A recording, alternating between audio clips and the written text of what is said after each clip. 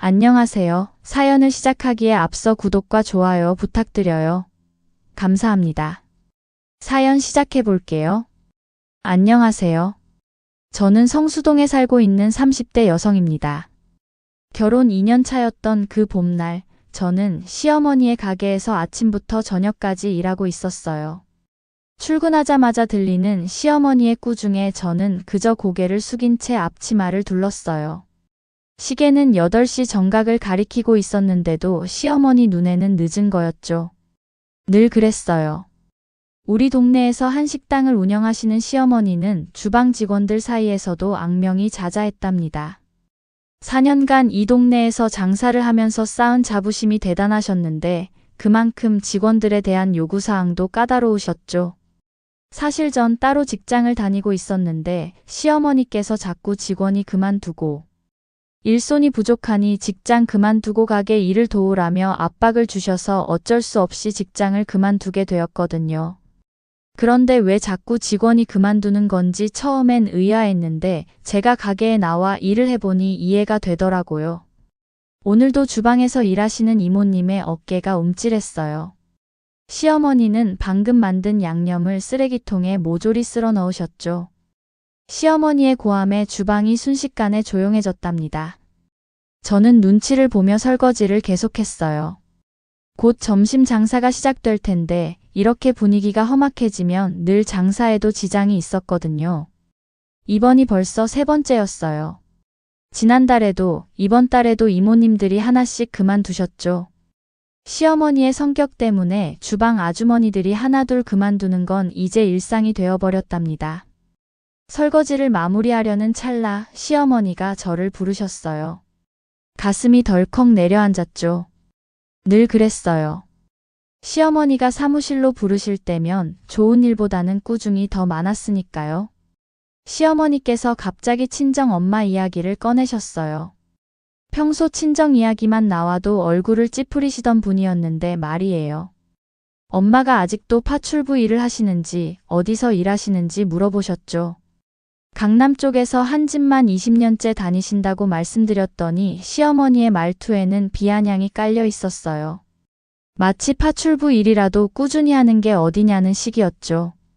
그러더니 시어머니께서 겉절이를 좀 담가달라고 하셨어요. 100인분 정도 필요하다며 일당은 알아서 챙겨줄 테니 내일 아침 일찍 오시라고 전하라고 하셨죠. 순간 화가 치밀었어요. 우리 엄마를 부리면서 마치 큰 은혜나 베푸시는 것처럼. 구시던 말투가 견딜 수 없었지만 거절할 수는 없었답니다. 시어머니 앞에서는 항상 그래왔듯이요. 주방 직원들이 또 그만둬서 일손이 모자란다며 파출부 일하시는 거면 이 정도는 거뜬하시겠다고 하셨어요. 마치 대단한 배려를 해주시는 것처럼 말씀하시는 시어머니. 저는 입술을 깨물었어요. 또 이모님이 그만두실 걸 알고 계셨던 거였죠. 그래서 미리 대책을 세우신 거예요. 집으로 돌아가는 길 저는 한참을 망설이다 엄마께 전화를 걸었답니다. 미안하다며 시어머님이 겉절이 좀 부탁하신다고 말씀드렸어요. 100인분이라는 양에 너무 많다며 제가 거절하겠다고 했지만 엄마는 해주시겠다고 하셨죠. 전화기 너머로 엄마의 목소리는 묘하게 단단했어요. 마치 오래전부터 기다려온 순간이라는 듯이. 그도 그럴 것이 이런 적이 한두 번이 아니었거든요. 그날 밤 저는 쉽게 잠들 수 없었어요. 파출부라고 늘 무시하던 우리 엄마에게 겉절이를 부탁하는 시어머니. 그리고 의외로 쉽게 승낙하신 엄마. 왠지 모를 불안감이 들더라고요. 속상하기도 하고요. 다음날 아침 엄마는 약속하신 대로 일찍 가게에 나오셨어요. 머리부터 발끝까지 깔끔하게 차려입으신 모습이 어쩐지 평소와 달라 보였답니다. 시어머니께서 딸도 여기서 일하는데 옷을 뭐 이렇게 차려입고 오냐며 파출부가 어쩌고 하셨지만 엄마는 조용히 앞치마를 두르셨어요. 그리고는 아무 말 없이 주방으로 향하셨죠. 당황한 것은 시어머니였어요. 보통 이런 상황에서는 상대방이 위축되거나 변명을 하기 마련인데 엄마는 그저 묵묵히 자신의 일을 시작하셨거든요. 엄마께서 재료가 다 준비되어 있는지 물으셨고 시어머니는 어색하게 배추를 가리켰어요. 엄마는 천천히 배추를 살펴보시더니 고개를 저으셨죠. 이것으로는 안 되겠다며 시장 한번 다녀와야겠다고 하셨어요.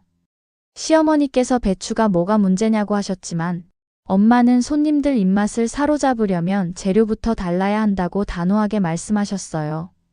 엄마의 목소리에 시어머니도 잠시 당황한 듯 보였어요. 평소 같으면 절대 용납하지 않았을 상황이었지만 엄마의 눈빛에는 묘한 자신감이 있었답니다. 시어머니께서 얼마나 다르게 만드는지 한번 보자며 어정쩡하게 물러서셨어요. 저는 놀란 눈으로 그 광경을 지켜봤죠. 시어머니가 누군가에게 물러선 모습을 본 건 처음이었으니까요. 엄마가 시장에서 돌아오신 건 1시간 후였어요. 손수 고른 배추와 갖은 양념들을 들고 오셨죠. 그때부터였어요. 엄마는 한치의 망설임도 없이 배추를 다듬고 양념을 버무리고 하나하나 정성스레 맛을 들이는 모습은 정말 전문 요리사 같았어요. 시어머니도 그것을 느끼셨는지 놀란 눈으로 지켜보고 계셨어요. 겉절이가 완성되자 주방에 있던 모든 사람이 감탄을 금치 못했답니다. 싱싱한 초록빛과 은은한 윤기, 그리고 절묘한 양념의 조화는 그동안 보지 못한 수준이었어요. 엄마는 시어머니께 겉절이 한 점을 권하셨어요. 시어머니는 잠시 망설이다가 조심스레 맛을 보셨죠. 뭐 먹을 만하다고 하셨지만 말과 다르게 표정에서는 맛을 인정한다는 게 느껴지더라고요. 그날부터 식당의 분위기가 달라지기 시작했어요. 사실 자꾸 손님이 줄어 걱정이 이만저만이 아니었는데 엄마가 담근 겉절이가 손님들 사이에서 소문이 나기 시작했어요. 손님들의 칭찬이 이어졌고 매출은 눈에 띄게 올랐죠. 시어머니는 겉절이 주문이 밀릴 때마다 은근히 자랑스러워 하셨어요. 역시 자신의 안목이 틀리지 않았다며 팥줄 붙이고는 손맛이 괜찮다고 하셨죠. 하지만 여전히 그 말투에는 무시가 깔려 있었어요. 저는 속으로 한숨을 쉬었답니다. 아무리 실력을 보여줘도 시어머니의 그런 태도는 변하지 않을 것 같았거든요. 그렇게 겉절이를 찾는 손님이 많아지자 시어머니는 급기야 저희 엄마한테 겉절이 좀 더 만들라고 200인분, 300인분 점점 요구사항이 늘어났어요. 하지만 엄마는 별말 없이 식당에 오셔서 겉절이를 만들어 주셨어요. 그러던 어느 날 평소와 다름없이 바쁜 점심시간 우아한 차림의 중년 여성 손님이 가게를 찾아오셨답니다.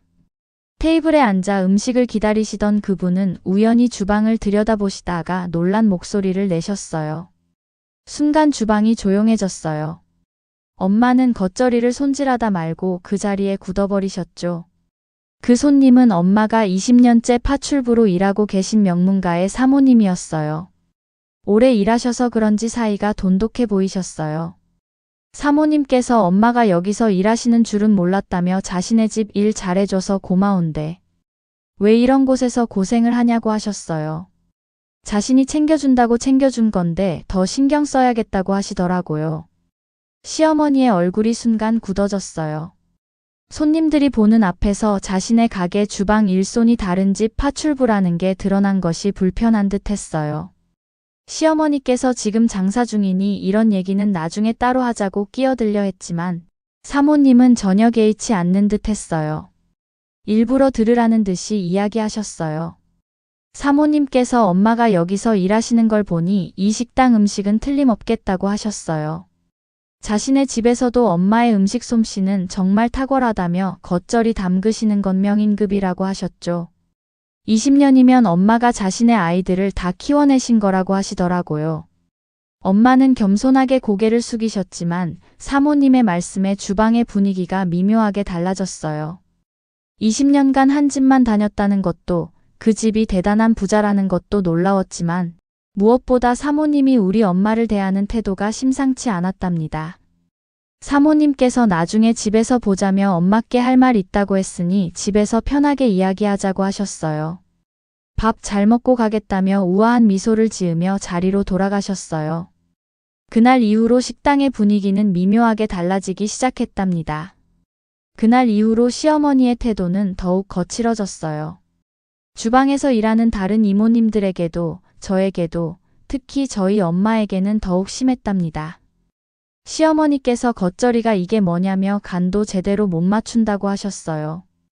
남의 집 파출부나 하면서 뭘 안다고 이래라 저래라 하냐며 여기서 일하고 싶으면 시키는 대로나 하라고 하셨죠. 주방 식구들은 고개를 숙인 채 일만 했어요. 하지만 엄마는 달랐죠. 시어머니의 호통에도 묵묵히 자신의 페이스를 유지하셨답니다. 맛이 일정해야 손님들이 찾아오신다고 하셨어요. 그 한마디에 시어머니는 말문이 막히셨어요. 실제로 엄마가 담그시는 겉절이는 언제나 같은 맛이었거든요. 손님들이 그토록 찾는 이유였죠. 점점 심해지는 시어머니의 무시하는 발언들이 참기가 힘들었어요. 그래서 저는 엄마에게 전화를 걸었어요. 이제 시어머니 식당 일 돕지 말라고 그냥 엄마 하시는 일만 하시라고 했죠. 저번에 보니까 사모님이 엄마 잘 챙겨주시는 것 같아 마음이 놓인다고 말씀드렸어요. 하지만 엄마는 조금만 더 하시겠다고 하셨어요. 제가 엄마가 쉬고 있는 것도 아니고 일하시면서까지 이렇게 할 필요 없다고 시어머니도 이해할 거라고 했지만 엄마는 그건 자신이 알아서 할 테니 딸은 걱정하지 말라고 하셨어요.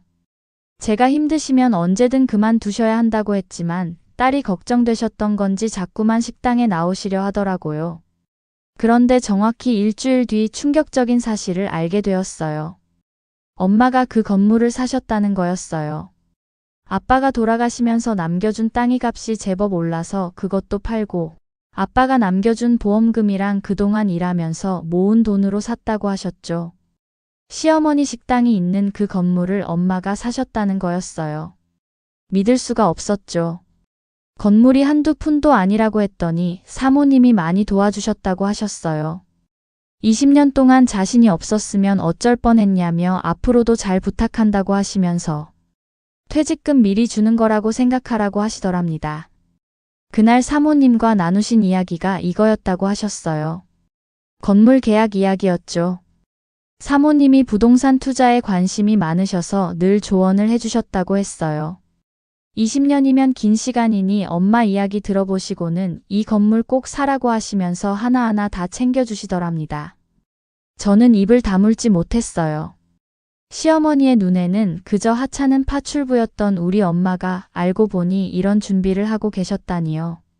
엄마께서 그동안 너무 힘들었지 않냐며 시어머니 눈치 보느라 얼마나 고생했냐고 하셨어요. 엄마의 목소리가 따뜻했어요. 이제 끝이라고 이제 좀 괜찮아지겠다고 하시더라고요. 다음 날 아침 가게에 도착하자마자 시끌시끌했어요. 시어머니의 고함이었죠. 시어머니는 한 통지서를 들고 계셨어요. 건물 주가 바뀌었다는 것, 그것도 김영순이라는 사람한테 바뀌었다며 이게 말이 되냐고 하셨어요. 그때 문이 열리며 엄마가 들어오셨어요. 사모님과 함께였죠. 엄마는 시어머니께 인사를 건네셨어요. 엄마의 목소리는 어느 때보다도 단단했어요. 시어머니는 말을 잇지 못하셨어요. 엄마께서 자신이 이 건물의 새로운 주인이라고 하셨어요. 시어머니께서 어떻게 감히 파출부 따위가 이럴 수 있냐며 얼굴이 새빨개지셨어요. 사모님께서 말씀 좀 삼가시라고 차갑게 끼어드셨답니다. 엄마가 얼마나 대단한 분인지 이제야 아시겠냐며 20년간 한 집만 성실하게 지키며 자식 교육시키고 돈 모으신 분이라고 하셨어요. 그동안 얼마나 많은 유혹과 기회가 있었는지 아냐며 여기저기서 엄마를 데려가고 싶어 난리인데 고맙게도 엄마가 자신의 옆에 있다고 하시더라고요. 시어머니는 아무 말도 못하고 주저앉으셨어요. 엄마께서 계약은 이번 달까지라고 다음 달부터는 새로운 식당이 들어올 거니까 깨끗이 비워달라고 하셨어요. 시어머니는 고개를 푹 숙이시며 제발 그러지 말라고 이 가게가 자신의 전부라고 하셨어요. 엄마께서 그동안 자신을 어떻게 대하셨는지 기억하냐고 물으셨어요. 엄마의 목소리가 떨렸어요. 파출부라고 무시하셨다고 딸을 마음대로 부리시면서 친정어미라고 막 대하셨다고 하셨죠. 20년간 한 집만 지키며 일한 자신이 얼마나 신용을 쌓았는지는 생각도 못하셨냐고 하셨어요. 하지만 시어머니는 건물 계약 해지 통보를 받고도 전혀 반성하지 않으셨어요. 이런 식으로 나오시겠다면 자신도 할 말 있다며 저희 딸이 얼마나 무능한 며느리인지 말씀하시려 했어요. 그때였어요. 조용히 서 있던 남편이 입을 열었죠. 어머니 말씀이 맞다며 파출부 딸이 뭘 안다고 처음부터 파출부. 딸인 거 알았으면 만나주지도 않았다고 하더라고요. 순간 주방이 조용해졌어요. 2년을 함께 살면서 남편은 한 번도 저를 지켜준 적이 없었죠. 시어머니가 저를 마음대로 부리고 제 친정 엄마를 무시할 때도 늘 방관했었어요. 엄마가 천천히 고개를 들었어요. 자신의 딸이 그동안 이 집에서 무보수로 일했다고, 새벽부터 밤까지 주방일 하면서도 집안일까지 도맡아 했다고 하셨어요. 그런데도 파출부 딸이라고 하냐며 자신을 무시하는 건 참아도 딸에게 이러는 것은 참기 힘들다고 하셨죠. 저는 엄마의 손을 잡았어요. 이혼하기로 했다고 말했죠. 남편이 제 정신이냐며 소리쳤어요. 파출부 따위나 하는 엄마 밑에서 자란 주제에 자신과 살아주면 고마운 줄 알아야 한다고 하더라고요. 저도 망설임 없이 다가가 뺨을 내리쳤어요. 온몸이 부들부들 떨리더라고요. 그동안 방관만 하더니 역시나 다 똑같은 사람들이었죠. 건물도 그동안의 일도 다 괜찮다고 했어요. 하지만 저는 더 이상 이런 집안에서 살고 싶지 않았어요. 제 엄마를 무시하고 사람을 신분과 직업으로만 판단하는 이런 사람들. 전 지쳤다고 했죠. 시어머니께서 정신이 나갔냐며 파출부 따위나 하는 딸 주제에 감히 자신의 아들을 치냐고 엄마가 그렇게 가르쳤냐고 하시며 제게 다가와 손을 드는 순간 엄마가 자리에서 벌떡 일어나 시어머니의 손을 잡으셨어요. 엄마께서 그 더러운 손 치우라고 그 사람들은 딸한테 손댈 자격 없다고 하셨어요. 저는 됐다고 제가 선택한 거라고 말하며 앞치마를 벗었어요. 건물은 다음 달까지 비워주시면 된다고 이혼 서류는 내일 보내드리겠다고 했죠. 그렇게 저는 그 집을 나왔어요. 3개월 후 식당을 열었어요. 주방장은 제가 되었죠. 엄마는 아직 사모님 댁에 일을 맡고 계세요. 대신 시간 나실 때마다 저와 가끔 특별 메뉴를 개발하시죠. 가끔 사모님도 겉절이를 먹으러 오세요. 여전히 엄마를 존중해 주시고 챙겨주시는 모습에 감사하고 있어요. 그리고 무엇보다 처음으로 제 삶을 제가 선택했다는 게 기뻤어요. 시어머니의 갑질도 남편의 무시도 없는 새로운 삶이 시작된 거죠. 이제 저희 가게에는 전국 각지에서 손님들이 찾아오세요. 특히 저희 겉절이는 예약이 없으면 맛보기 힘들 정도로 유명해졌답니다. 그리고 무엇보다 이제는 누구 눈치도 보지 않고 당당하게 살 수 있다는 게 가장 큰 행복이에요. 시어머니와 전 남편은 동네에 소문이 나서 결국 지방으로 이사 갔다고 하더라고요. 지금도 가끔 시어머니와 전 남편 이야기가 들려올 때면 제가 했던 선택이 옳았다는 걸 다시 한번 깨닫게 된답니다. 제 긴 이야기를 끝까지 들어주셔서 감사합니다. 구독과 좋아요, 알림 설정까지 잊지 마세요.